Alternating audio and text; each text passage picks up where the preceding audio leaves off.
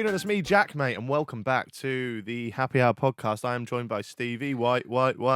Third time. It wasn't good the first two. But that's my thing now. Oh, brilliant. And Jordan Vlogs. That's it. It's coming. The name change is coming. It's actually It Duty is Rhino. coming. Yeah, how you doing? All right? I'm all right. I haven't seen you in ages. Yeah, we'll talk about it in a bit. We'll catch up outside the pod, yeah. Because today I'm very excited. I'm joined by a great friend of mine. I was reading from a script. I'm joined by a great friend. It's Robbie. I'm joined by my mate Robbie Knox. How you doing, Robbie? Yeah, very well, thank you. Thank you for having me. That's all right. It's a pleasure, mate. Now, Robbie is obviously you've recently become a YouTuber. Yeah, nailing it. But you started in the kind of like showbiz like many moons ago. Yeah. You were a researcher on Soccer AM, and then since that, was that the correct? I started off as an editorial assistant, Ooh. and then I started off as a production junior, then I became an editorial assistant, and then I became an assistant producer, Oh, and then I left. right. Okay, so I got it completely wrong with researcher. Surprise. It doesn't matter, really. Yeah. But then since then, you've gone on to do many different things, and we've had countless sort of like beers and spoken about some of your stories, and I think that a lot of them are fucking brilliant. So I want to bring you on just to share your stories with the world. But before we get into it, if people do want to check out Robbie after this podcast, then how can they find your channel? I don't know, just type my name in, I guess. Not just Robbie. Do you want me to explain how the internet works? Hang on, here's a better question. So his name's Robbie Knox, not Knox as in knock on the door, but Knox. So you'll find it. Just sum up what you do on your channel real quickly. It's basically killing time till I die.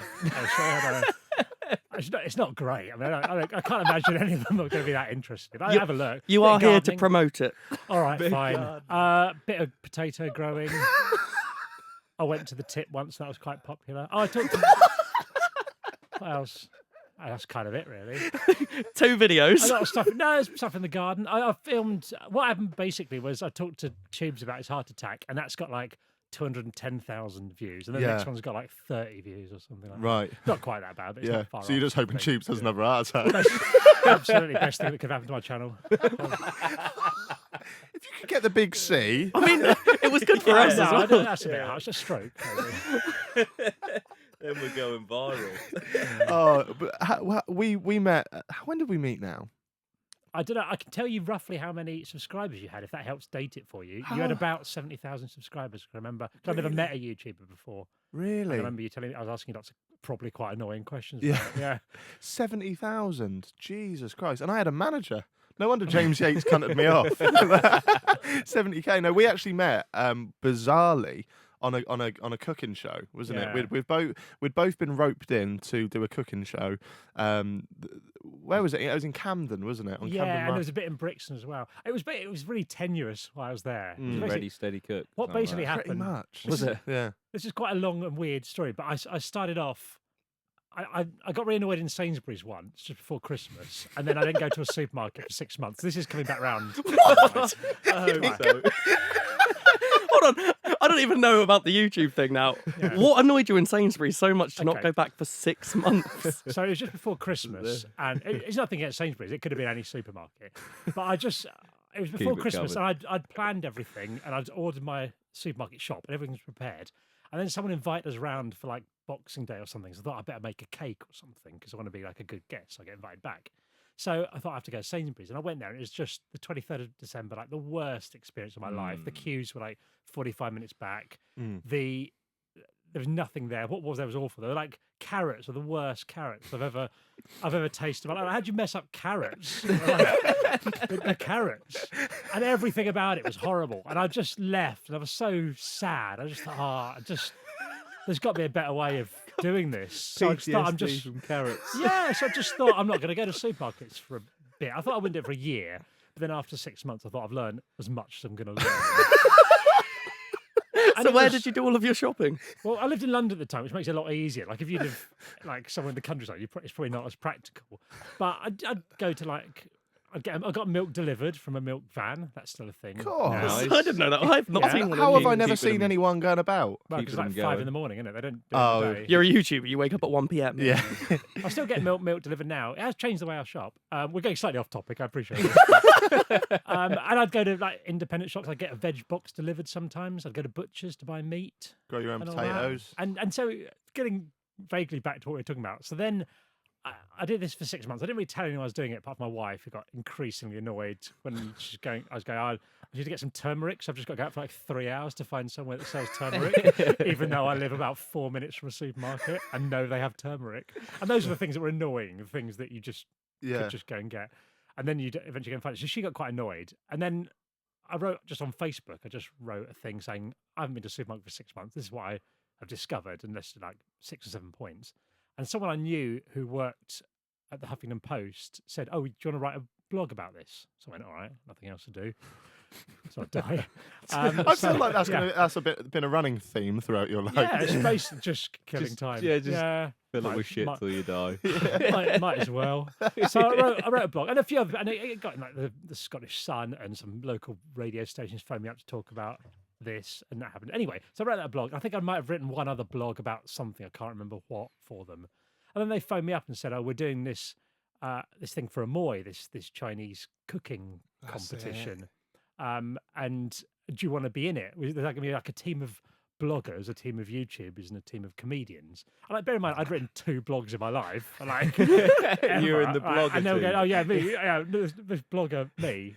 So it was me, and I was on a team with this girl Victoria. It was very nice, like at the time she was like a 25-year-old food blogger type thing, which gave me a massive advantage in that she knew about food Yeah. and stuff like that. And we had, and that's where I met you. You were on the YouTuber team. That's with, it, with yeah. Hannah Anderson. So you said you was only a blogger because you had 2 blogs. I had 70k and James was my manager, so I was barely a YouTuber.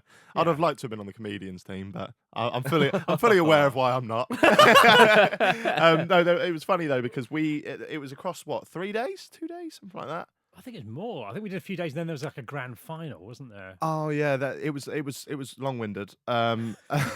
Something that you very much do, and then kind of regret halfway through.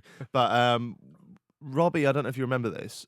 My first impression of you was that you were mental. Like I thought you'd lost it, right? Fair enough. but you came up to me, my manager at the time, and the first story you said was, "Yeah, I nearly had my bollocks cut off." Oh yeah, no, that was. Oh, I can tell you roughly when that was. Then, actually, I can't tell you roughly when it was. I can tell you more things that happened around that time, and together we can work out roughly when it was. Okay. Because the day I nearly had my bollocks cut off was the day I went to film The Libertines. It was the day after I went to film The Libertines, talking about their reunion, announcing they were doing a reunion. So if someone can find out when that was. That was around Don't April really time, so it Google would have it. been the year after. So it would have been the February after that, I think. The January after that we met. Right. Okay. And It's not important. But I think Jordan's searching it. I'm trying. I think what is important and what people are going to want to know is 2014? is what the Libertines like. No, how did you nearly have your balls cut off? All right. Well, Was it settle by down, choice? kids. Or? So I never really go to the doctors when I'm ill. Like I just ignore it because Yeah. everything kind of gets better, doesn't it? I mean, not everything. Everything just kind of gets Everything better. so far has kind of got better. Like, it's very different from Tubes' interview. Everything kind of has got better historically so far for me, so I kind of ignore it. But then I woke up one day and I had like sort of pain in my testicles. It felt like they were sort of twisted around the cords, sort of thing like that. And so I went like straight to A&E because you're not messing around with that. I don't care what's Yeah. wrong with that. It's like, Yeah. I'm sorting this right out. Yeah. So I went to I lived in Balham in southwest London at the time. And I had the choice of Tooting or Chelsea Hospital. I'm going to go Chelsea. That sounds a bit bad, doesn't it? Anyway, so I went there, and I was there for a few hours. I saw a succession of increasingly more attractive female doctors as the day went on. It was getting slightly more. Oh, this is a bit more embarrassing now. And this went on, and eventually they did an ultrasound on my testicles. Yeah, I've had that. Yeah, have you? It's How did you have an ultrasound on your testicles? well, basically, I found a lump near the tube. Yeah. Went to the doctors. Doctor said it might be some sort of cyst. Then I went to the hospital. Had the ultrasound again. Female doctor, female nurse. Embarrassing, like you say. and then she said she couldn't see anything. So I won't lie. She was to on you. about your penis. That's it. It was winter, and this is quite bad. But basically, so I had the doctor say, "Oh yeah, I think there's a lump there, so you better go to thingy." Then I had the ultrasound. They said there's nothing there. So I was like, my mind went, I'm going to listen to the last piece of information I've heard because that's the best for me. See you later. Yeah. So I might be dying. I don't know. But let's hope Yeah, for the that's best. one of those things where I said everything's fine. Yeah. Definitely go to the doctors if you've got like a lump. Yeah. Oh, without a doubt. Yeah. Without a doubt. Yeah. Yeah. So where were we? I was having my testicles exam. So yeah, I had an ultrasound, had a few things like that. Eventually, I saw a consultant woman who said, "You've had a thing called torsion detorsion, where basically the testicle is twisted round its cord, and it's untwisted itself, or you've sort of fiddling around has untwisted it, whatever's happened, and it still hurts because there's bruising there. But you did the right thing to come here, because if you don't get it sorted and you leave it within 24 hours." The testicle can die and drop off. Oh. Like inside your scratch, it's not going to fall out. Like a trouser leg. So she said, now because it's extra happened ankle. once, it's more likely going to happen again. But don't worry, there's there's a small procedure we can do. By the way, how have I ended up talking about my testicles? I've only been doing that. Yeah. 11 minutes in. Welcome to happy hour. Yeah. Well, she said there's a small procedure you can do that will stop it from happening. I went, that sounds absolutely fine. A small procedure, no problem at all. Just out of interest while we're here, what is this small procedure? She goes, oh, not much. All you do is come in one morning or one afternoon. We'll just give you general anaesthetic. We'll slice open your scrotum and we'll sew your testicles to your scrotum.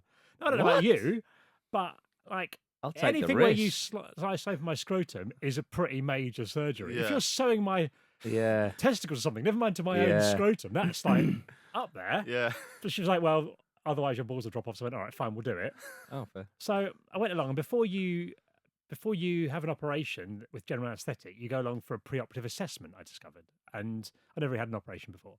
And so I went along to this thing, and there's this nurse guy called David, and he said, just going to ask you a few questions to check if you're all right to have anaesthetics. I went through. He said, right, first of all, what's the procedure you're having done? I said, I don't know the name of it, but you're going to sew my testicles to my scrotum. He went, right, we're not removing them. I went, no. He goes, I didn't think this looked right. What? I said, sorry, David, what doesn't look right? He goes, the screen. He goes, it says, I said, what does it say on the screen, David? He says, it says we're removing both your testicles. I went, well, right, just to be clear, you're not, first of all. I said, I said, and he said, I'm sorry, I'm going to have to make a phone call. Do you mind? I went, take all the time. Take all the time you need. He needs a second opinion. No, I'll tell you. You can. Yeah, that's what he went. So he phones up this woman, and it was basically it came down to the doctor's handwriting, and it's like orchid something is the name of it, like, and the word that means sew testicles to scrotum, and the word that means cut off testicles, they're very similar words. I'd have one going and one zzz, I'd have as far away as possible in the alphabet. Oh my goodness. But so he phoned him up and he starts having an argument with the woman on the phone. And she's going, no, it definitely says this. And he's going, no, it says this. I'm going, she's not going to win. Like, there's no. Okay, fair enough. I can tell you who's right. It's not going to. Oh my. Well, if she's word. sure. So he went and he was going. Then he said, okay, sorry about that. I said, no problem. I said, imagine if it had happened. Imagine how much money you could have sued the hospital for. I was like, yeah, but also I'd have like no testicles, David. So let's maybe chalk this up as a win. He's going, I like you. He's like, you were gutted. So and then at the end of it, he said, "Right, he said, okay, no problem recommending for anaesthetic. Have you got any questions about the procedure?" Like, I've got just one, David. Just one issue I'd like just confirming. I said, am I going to get my testicles chopped off next Thursday? And his honest answer, he said, I'd mention it on the day. Oh wow. So, Oh. how are your testicles now? Well, they're fine. But I Holy went. That fuck. wasn't even the thing. So I went to the thing on the day, and I went in and I said, "This is," and I met with the anaesthetist. Yeah, yeah, anaesthetist. I met with him beforehand. I said, "Look, this is going to sound really weird, but when I came for my preoperative assessment, and he interrupted me, he went, it still said that this morning. I know we're not chopping off your testicles." So it wasn't even changed. It wasn't even changed. So I went, okay, Wow. that's good. So then it wasn't like when I've seen films that they put you under anaesthetic and they wheel you into a room. I walked into the room for the surgery, and then they lie you down and give you the anaesthetic there. So the Yeah. surgeon, everyone was around there. So I said, look, there was like 10 people all around. I said, look, I know this is going to sound weird, but when I came before, they said they were going to chop off my testicles. So I just need to make sure you know that you're not chopping off my testicles. And the surgeon went, yeah, no. I went around everyone in the room. Yeah. And some guy just sort of nodded. I said, I'm sorry, I'm going to have to hear you say it. And I went, no. And I talked about this since, and I thought if I was the anaesthetist or the surgeon, I'd definitely, as I was going under, just for a joke, go, right, let's get this guy's nuts off. But I woke up and the first thing I did was feel, no, they're still there. Oh, That's great, yeah. That's amazing. Oh. That could quite possibly be my favourite story. That's ever. funny. So We'll from be off then. yeah, So so from funny. one type of balls to another, Soccer AM. Yeah, That- yeah. he's good, isn't he? Oh, segue. That you went to uni in Norwich, didn't you? Because I did. weirdly we have that Norwich connection, but that obviously, as discussed, that's not how we met. No, before we get on to Soccer AM, let's go back to the cooking show. See, he's not Okay. good. Oh, Yeah. yeah. Take it back. Yeah. Apologise, everyone. That's it. Because on the cooking show, I just remembered. Do you remember? Robbie said to me one day in between shoots. He said I think he had like 2 iPhone cases. No, I had one. I kept taking it off. Oh yeah, he kept taking it off and on, and I was like, "Why do you keep doing that?" And he was like, "Because I want people just to think I've got more than one iPhone, like I've got a bit of money." and then there was one shot where he got £20 notes and just put them out of his pockets. We're all stood there watching this cook, like to do this demonstration. It just pans, and Robbie's just got 20 hanging out of his notes. Well, I thought that if people might think I was doing really well, we'd get him on. He's obviously popular. And back on. You won that show though, didn't you? I know. And then I suddenly thought, because brilliant. the prize was, so we got, it was sort of like they weren't allowed to sort of see you as paying, that they were paying you, but they said we can pay you like an amount as expenses, but it was a lot more than my travel card to London. Sort of thing. So I did that, and as I was on the team with this 25-year-old girl, Victoria, and it got told us we won this. It's going, oh great, and the prize was like a holiday to Hong Kong. I suddenly thought, I could go on holiday with this girl to Hong Kong. It was fine. She's very nice, but I don't know how great my wife's going to take her and go. Yeah. I'm just at the airport, by the way. I'm just off on Hong Kong. holiday. This 25-year-old blonde girl, look after the kids. We're back a couple of weeks. But then they let me have the cash instead. That's fine. Fair enough. Yeah. So I now, like that you do work and you can win more money for work. Tesco, you do. That's yeah, a great you're formula. You're getting paid this much on the checkouts at Tesco's, but if you scan the most things this week, holiday to Hong Kong. Oh dear. Great So formula. how you went to UEA? Yeah. Yeah. And then what was it during UEA that you got a job on Soccer AM? No, so I went to UEA. Then I left. Didn't really know what to do. Didn't really know what. I studied economics at university, but didn't really want to work in a bank or anything. I did student radio and stuff while I was there. Right. Livewire, it's called. And then I went to Canada for a year and just dicked around in Canada. And I worked in a coffee shop for a bit, and then I got sacked. And then I went to work for a garage. What did you get sacked for? For not being very good at it. I was talking too much to people. I think it was quite a dignified sacking because I got sacked from the coffee shop, but the guy who ran the coffee shop also owned this gas station, as they call it out there. Very exotic. Yeah. So he said, look, you can't work here at the coffee shop, you're terrible, but you can come and work at the gas station to save money. Right. So I went, all right. So it was sort of the best possible sacking because it's not like, get Yeah. out, I don't More want of to see a you again. transfer. Yeah. It was a transfer, but it was it was also a transfer. You're terrible at what you do. And because I was talking too much to the customers and chatting, which I thought was quite good. But then they want to get the line down and they want people to get their coffee so they Yeah. can go away. So I get it. Right. So you came back. And then I came back and I worked at a ski resort for a bit there. And then I came back and within a week I got a job working as a runner at a TV studio where they did things like 15 to 1, the first series, The Weakest Link. Right. Can't cook, won't cook, things like Okay. that. Nice. How's Anne? She was all right. Yeah. Is it Yeah. more of a character? Not that much of a bitch. She was fine. I mean, I didn't really have massive amounts of dealings apart from saying hello and then changing towels and making her coffee and stuff. Mm. Yeah, she was fine. Yeah. And then and then. So you. And then I went to Stockholm to Testicles Resort. Yeah. Yeah, so you weren't still at uni when, because like with Tubes, he got work experience, didn't he? Is it something that you applied for, that job? I was working, as I was working at the TV studio, and the guy who got me the job there was a guy I went to uni with, and who'd worked there before, and then he was working for Tim Lovejoy, who was the presenter of Soccer AM at the time, his agent, and he knew I watched Soccer AM and liked it, and he said, "Oh, I've heard that they're looking for someone. You should send them your CV." So I did, and I went for an interview, and they gave the job to someone else, but he couldn't start in time, so then they gave the job to me. Wow. That's the most ideal thing. Yeah. Yeah, That's a bit of luck, isn't it? yeah. That is a bit of It's a luck. bit- That's like when I was probably 5 or 6 years ago. I entered a competition one night online. Have I told you this? Santander.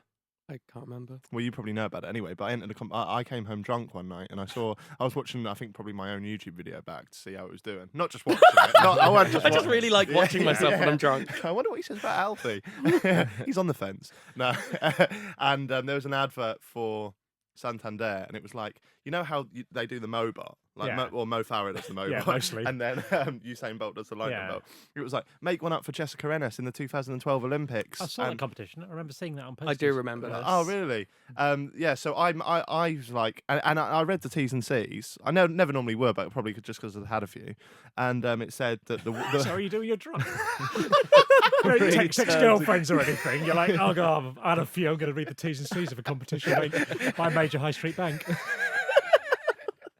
I'm a hoot. And it was like the most liked entry will win. So I was like, oh, decent. Not even judges. Like I could probably become the most liked entry. And I remember looking on there, and I think the most liked one was like 12. So I was like, right, I'm definitely going to do this. So I wrote a note on and the winner will win £5,000. So I was like, write a note on my phone. Next day I did it, and there's a reason why I tell you this story. But I won, got the £5,000, but also it said, if you win, you get to meet Jessica Ennis and spend a day with her. And I was kind of like, not bothered about that. And then I got an email a week later going, so sorry, Jessica's schedule will not allow us to honour this. So can we just give you an extra £2,000? Yeah.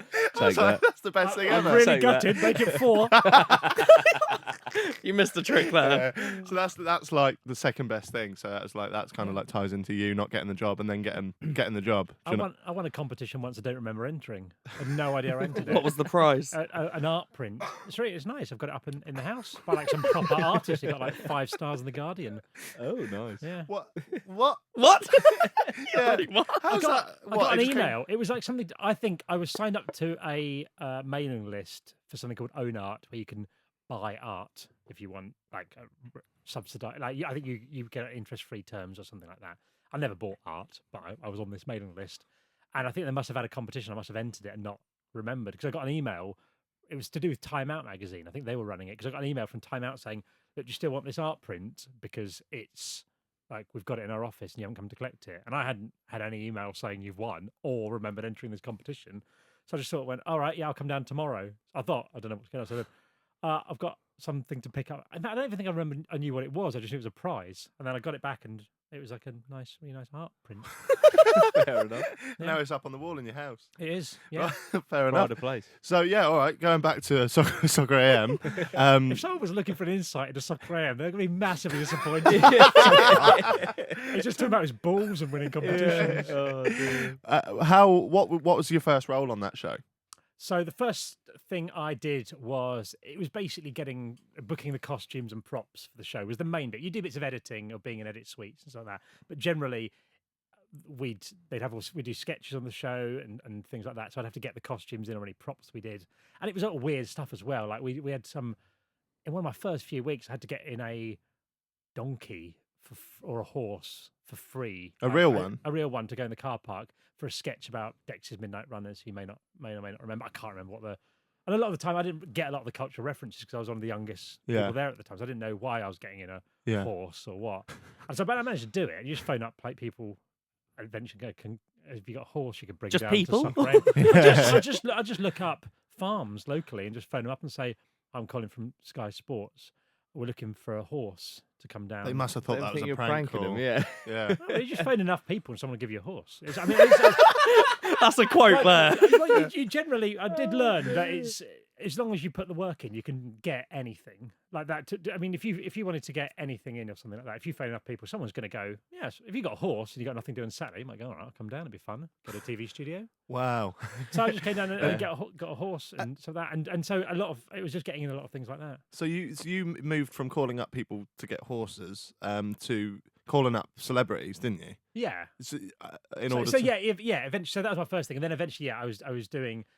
I was doing the music on the show, like sorting out all the music stuff, and then I was also doing all the guest stuff. So either myself, it was a music guest, or someone else, Fenners or one of the other guys would book a guest, and then they'd pass me on their phone number or their agent's phone number, whatever, Right. and I'd take it from there. So I'd phone up them or their agent. I'd do a research chat with them where you go through.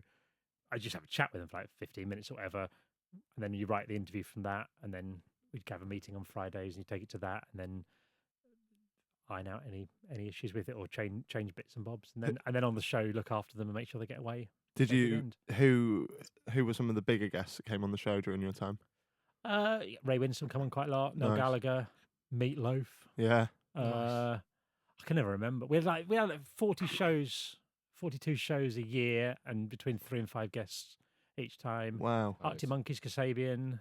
I don't know. Were the Those majority of them quite nice? Yeah, almost everyone really. Really? Yeah. Almost. Yeah, almost everyone. Yeah, Yeah. I'd say almost everyone. Who was your favourite guest? There were loads. I say loads of people I really liked. There were people that I really sort of Ian Holloway was always brilliant. Yeah. because he's always he's just a really really nice guy. I think he'd been on a few times. So and quite often I'd phone them up when they weren't on the show. Occasionally, like you might do like you might want to get a quote from them about something that had happened or things like this, or just ask them about something.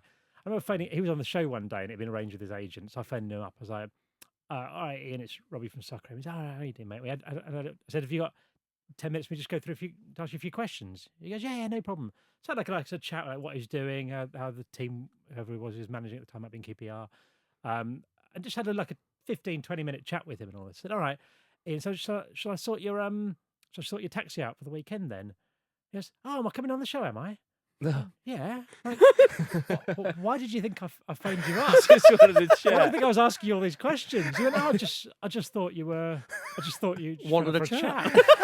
I think that's really nice. That I could have legitimately phoned up Ian Holloway for like a 20-minute chat about it was quite like personal questions, like what are your plans for the future? Like, where are you going on holiday? Things like that. I'm so glad to hear that because he does come across as like that kind of character, doesn't he? Lovely, Like, yeah. some of his quotes. I think there was a quote once that he said he's hung like a hamster.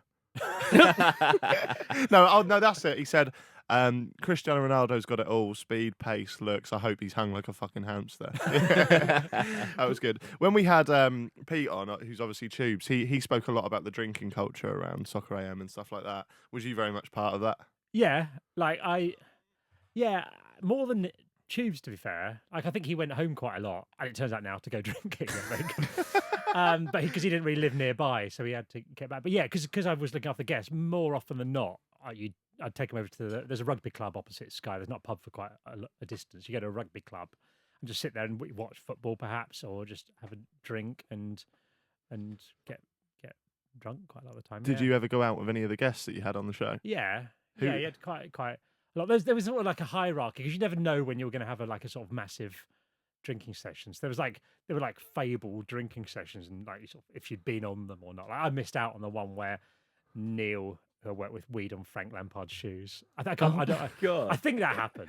Like, it was, I wasn't there, but that was a big one. That was the day one of the England-Germany games, I think it was, and they went out. I can't remember what the deal was with that. The biggest one we had Star Sailor. Do you know the band Star Sailor? Do you remember them? You're a little bit young. I know the name, but I think I they're only very know the good. name They through won like you. an Emmy Award in like 2001. They were that sort of thing. Popular. And their music's sort of quite soft, like romantic. I thought they're probably going to be a bit quiet, sort of thing like that. So they're absolutely massive boozers. Yeah. And we'd had it was one of those shows where everyone was down. Like Tim and Helen were there, and some weeks it'd be a few people in the pub. Some weeks it'd be a lot. And it was the weekend of Chelsea Bolton, and Vernon Kay been on a couple of weeks before, who was a Bolton fan, and he came along just after the show to go drinking with us, and it just sort of escalated as the day went on. And I remember us going in various taxis, places all around. And I remember being really, really drunk by about 4:00, and we were all going to meet somewhere in West London. But the taxi I was in, because I was drunk, I took him to the wrong place. I think we were going to like Bayswater, and I said to get out in Shepherd's Bush. Right. And we got out, and then it was just after the football finish because QPR had just finished. And because I was on the show at the time, you get recognised quite a lot.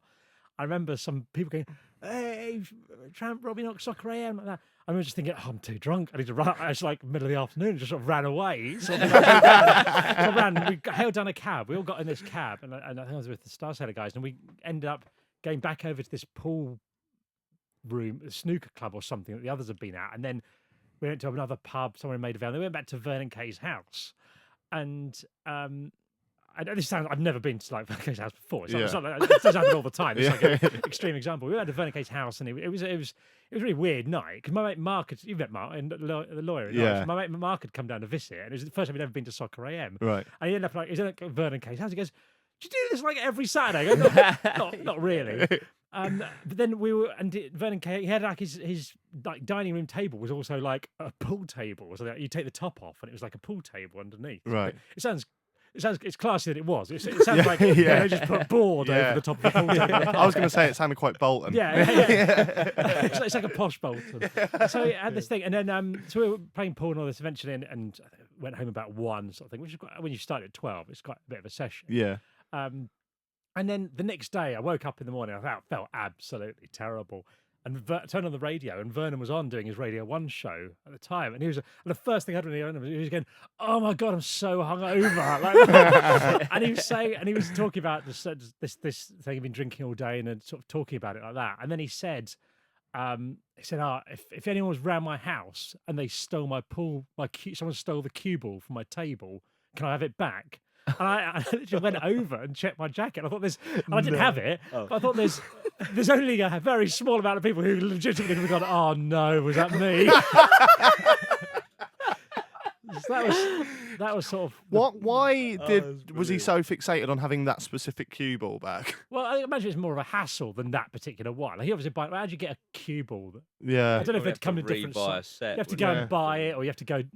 It was probably before Amazon. You can probably get them on Amazon now. But at the time, it was probably more hassle. Yeah. So I guess he probably just wanted it. I mean, back. it also invited people into his house for something to be stolen. Yeah, true. Yeah, Fiona said to me the other day, she said, "Isn't it mad that the triangles in pool and snooker fit perfectly over that amount of balls?" What? Like she couldn't work out that the triangle. Yeah. It goes perfectly over the. I said, it's been made specifically to do that, don't you? They just find a triangle. She thought that's how you play pool with with the balls in that formation, and also this thing existed that you just get and you put over the thing. I can see how she ended up with you. That's concerning. There we go. I think on that note, we'll go for a break, and when we come back, we'll be speaking to Robbie about his time locked in a cupboard with one of the Gallagher brothers. Okay. See you in a bit. Will we?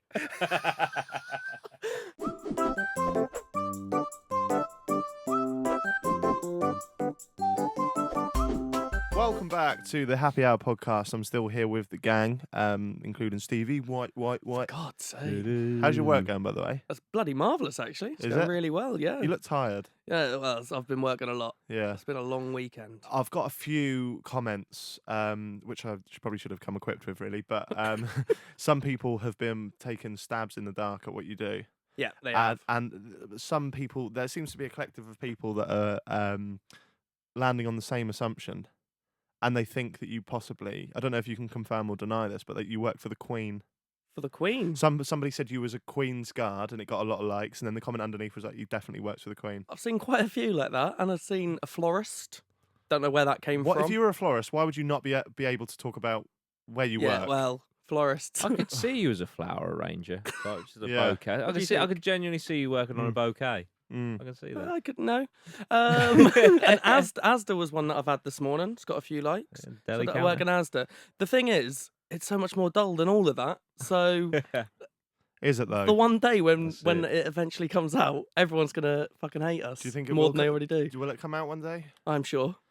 I think it's going to be a bigger letdown than the end of like The Sopranos. I was gonna say Lost. That was. That was bad, but I think that lost its way before the end.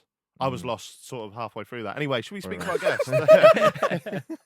No one knows what my job is, by the way. Yeah. I know, I do. Robbie, before the break, we were talking about Soccer AM and the drinking sessions that come with that. And you mentioned having another story about something or other. We were talking about the other big session. We had we had one when do you remember Gavin Henson, who was the Welsh rugby player who went out with and then married Beefcake. Charlotte Church. He came on. It was around the time he just started dating. He's suddenly become this sort of all over the tabloids all the time. And he came down and he made it like a weekend in London with his mates from wherever he was in Wales. Right. And they were really lovely guys. About Yeah. 4 of them came down and we went over to the rugby club afterwards and it was really good fun. Then afterwards he was going and I was so tired. I'd been up really late editing till like 2 a.m. or something. It'd been a lot of work that week on the show.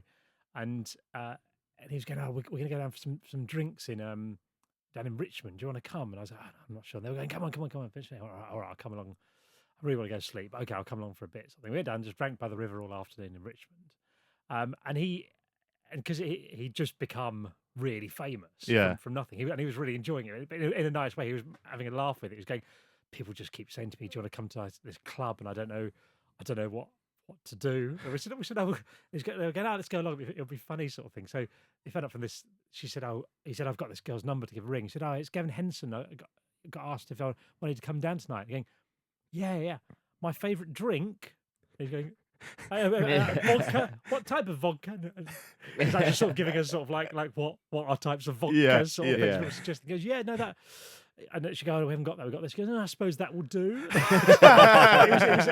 He was being really funny. He was being really nice. He wasn't being a knob about it at all, sort of thing.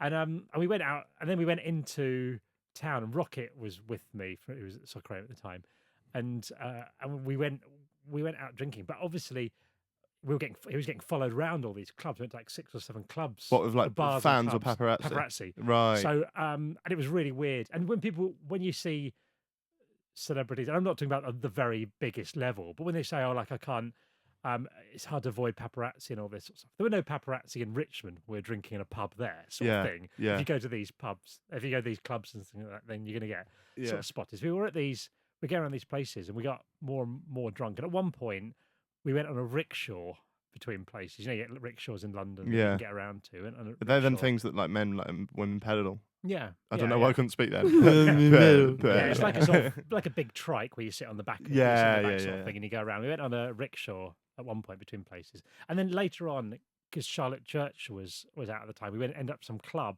and then we were sat around in this club, and I'd been drinking for like 12, 14 hours by this point, sort of thing, and I was sat in between Gavin and Charlotte. I'd obviously never met before or since, and they were like loads of bottles of Cristal and all this sort of around. And I was thinking, I really hope they don't want to split the bill on this. I'm in real trouble.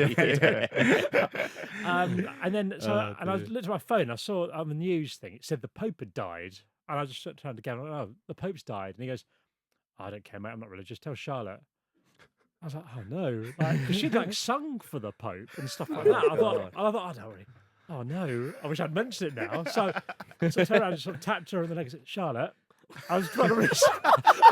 I'd been drinking for 14 hours. I thought I've got to put like a serious voice in because she might be upset by it. I said, I'm sorry to announce that the Pope has sadly passed away.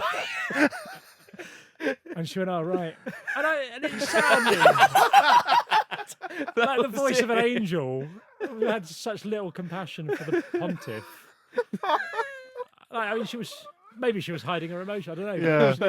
Didn't seem that bothered about it. That's pretty cool. You announced the death of the Pope to Charlotte Church. Yeah, but then so that was on the Saturday night, and then the Monday morning I woke up. We'd have Sunday Mondays off at Sky, and I woke up and I had something like 50 text messages from people. I looked down the list of names, people I hadn't seen for years, and all this.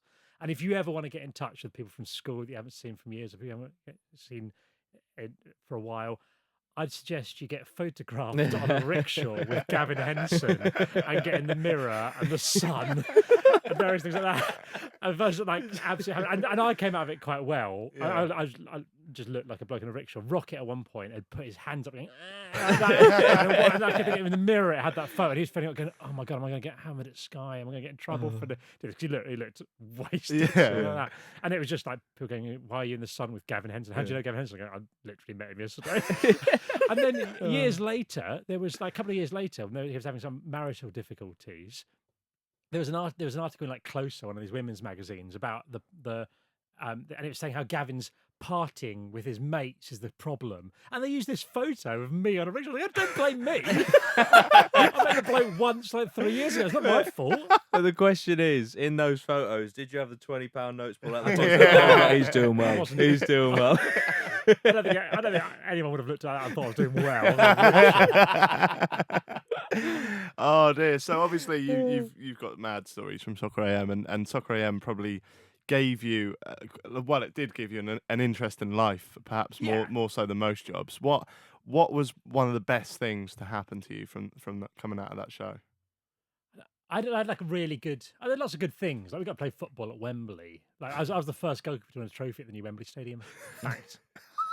How good is that? They had these. Like, they had to do ramp up events before they could open the stadium. You can't just build a stadium and have the FA Cup final in it. You have to have these sort of various events. And the first one they did when it opened, it was like for 20,000 people. They had like this community day where they invited 20,000 local people to the stadium to test it out and check it all works. There were 3 teams, like a Soccer AM team and 2 other teams. I think one might have been a Adidas or Umbro, and Umbro I think probably would have been or someone like that. And there was another one. I can't remember what they were. And we played like a round robin tournament. We played both teams, and whoever won the most won the tournament. And we won it. It was Saturday straight after the show. So they had the other 2 teams played first while we were on a bus. It was brilliant. You got to get a bus like getting waved through by police underneath the stadium and all that. Awesome. And there's a lot of people around coming down to it. It was amazing. Yeah, that's mad feeling.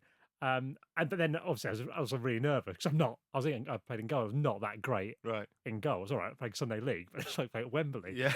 And you're playing against pros and ex-pros and all this sort of things and things like that. And John Aldridge was in our team. When I was growing up, I was like a massive Liverpool fan, and he was one of my heroes. And he was going, and I was a bit nervous. He was going, "Oh, Robbie, do you want me to warm you up?" I was like, "Okay," like literally no idea what that means. Don't know what's going to happen. And he just went, and there's like a warm-up room next to the changing rooms, like a sort of astroturfy type thing, just like a room, not dissimilar to this, but a bit bigger. And he was just pinging balls at me to catch like that. Like, this is brilliant. It's like 13-year-old Robbie could see me at Wembley being like that. And then we went out and won. And that was a good day out. That was quite nice. That's mental. How come awesome. So? I didn't know there was a warm-up thing. That seems a bit weird. The players do the warm-up on the pitch, don't they? Yeah, but there's like a little room next to the changing rooms. Like a warm-up. Like where you can do that, yeah. And I guess it's just to like kick a ball about or do something before you go out and do your warm-up. I don't know. That should be in your Twitter bio that you're the first goalkeeper to win a trophy at the new Wembley Stadium. I was so annoying that first FA Cup final. We were in the rugby club watching it like that, and I was just sat there with everyone going, the thing is, when you're out there on that pitch, I know. I think it was what was going through Petr mind. I know. Until you've been there and played there, you just don't know. Understand. By the end, I was sat on my own. I didn't care. But that was good. But then also we had 1 week when I was when I was young. I was really into Liverpool and I was really into Oasis. They're my favourite band. Absolutely obsessed by them around sort of like 17 or whatever. When they sort of first came out, if you will. And I had this week where because Noel Gallagher had been on the show quite a lot of time. I never met Liam at the time. Yeah. And he'd been on the show quite a lot. And on the Sunday, it was the time they released the album, I can't remember what it's called, it's got The Importance of Being Idle and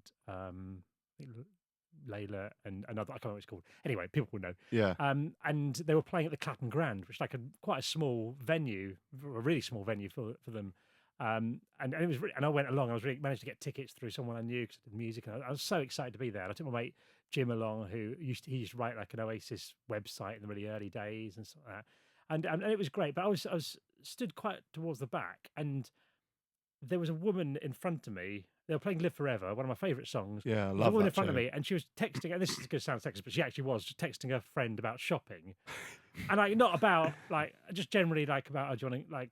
I bought this new. She just put like "fuck Sainsbury's." I might not go to a supermarket for 6 months. and I thought that's I'm going to get in there. So we got down quite near the front, and it wasn't that big a place. I was like about 5 rows back, and they got to the end, and they started playing Wonderwall, and at the start of it, Liam saw me at the front. I never met him, but I knew he watched Soccer AM. And he pointed at me and went, "All right, lad, how you doing?" To me like that into the microphone like that. And I just went, "All right, Jim, I think Liam Gallagher just mentioned me." He goes, "He could be talking to anyone." Or that. And I saw Noel and looked to see who he was talking at, see me and started laughing like that.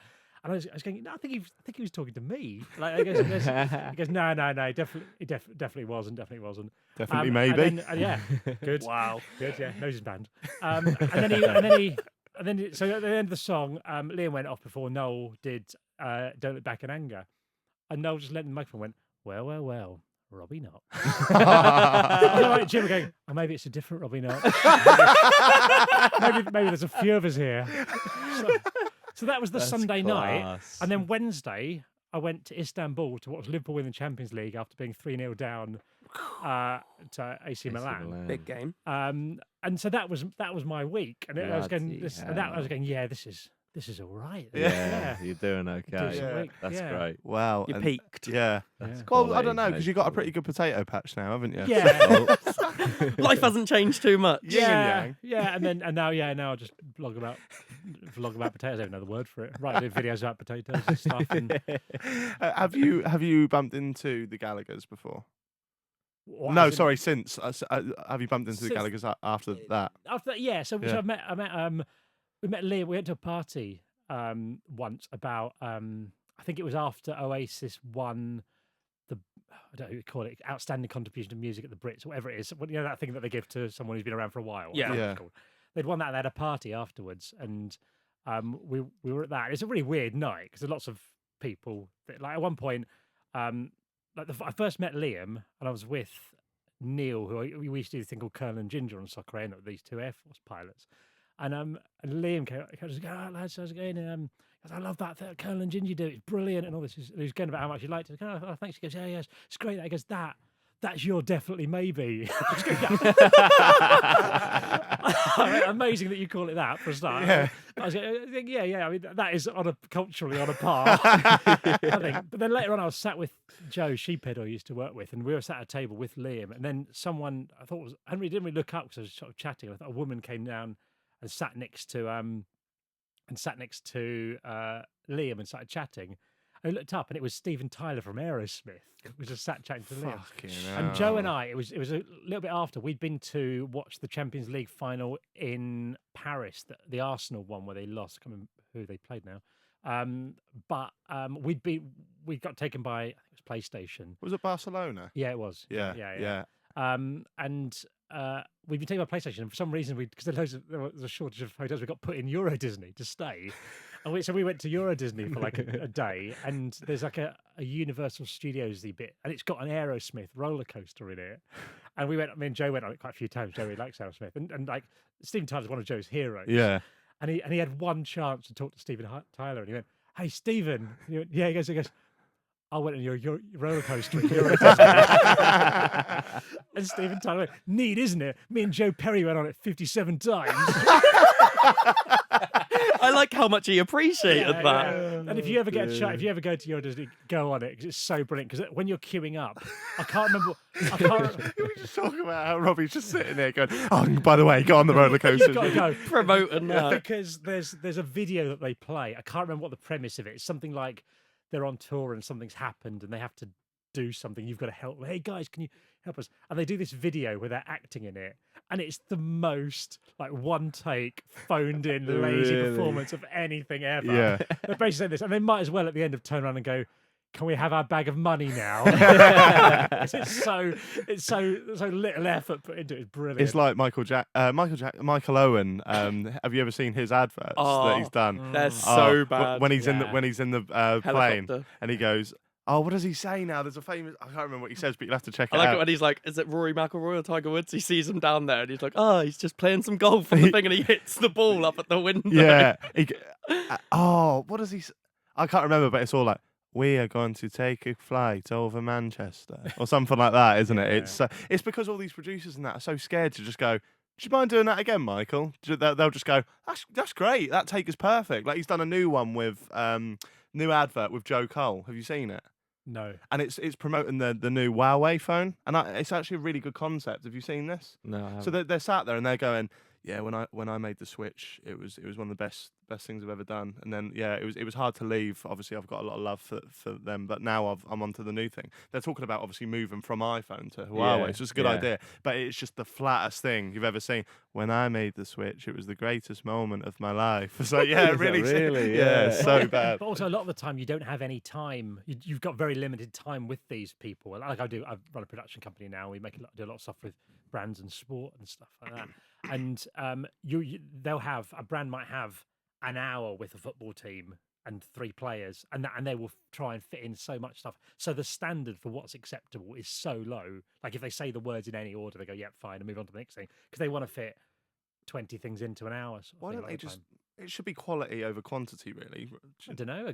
I mean, No? I don't know. I'm not sure. I guess not. But to I be mean, fair, But also, then again, how bad Michael Owen's things are makes it get shared more. that's exactly So what I it's was more gonna promotion, say. isn't it? True. If That- they were decent, you wouldn't be talking about it right now. Yeah. You know what I Yeah, mean? that's but true. but I would say definitely switch to Huawei over iPhone because they are better phones. Oh, we've not got a brand deal yet. Oh, sorry. I mean, if you want to sponsor us, sorry. I think you should keep your options open. Don't Yeah. commit to anything. Yeah. I've got an iPhone. So. Yeah. Huawei actually pulled out of a brand deal with me the night before because they said I was too out there.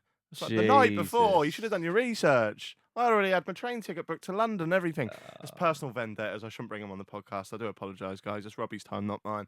Robbie, you were one. I was at a party. I was at a party with Oasis, wasn't I? That's where it. I That's was. one of the best stories I think I've ever heard. Okay, so later on that night, and it was again, it was after that album that had his name I can't remember, and there had hadn't really been much talk about a next album or anything like that.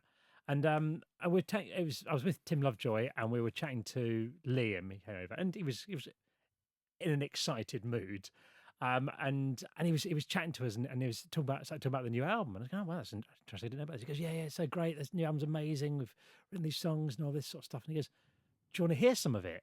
And I was like, "Yeah." Like, I mean, this is incredible. This is like my favorite ever bands, and a chance to hear this album I didn't even know existed. Proper ahead pinch of things, yourself going, moment. incredible. So there he goes, right, follow me. So he went through, and he went in this club that they'd hired out in London.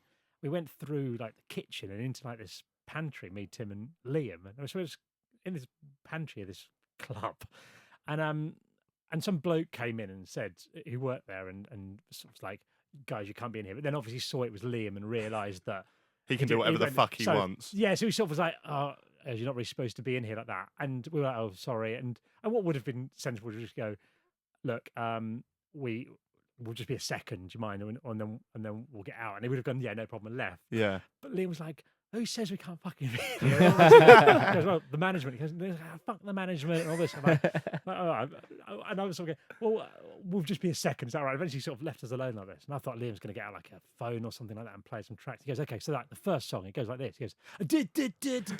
I started like singing it. I Fucking was like, hell. "What?"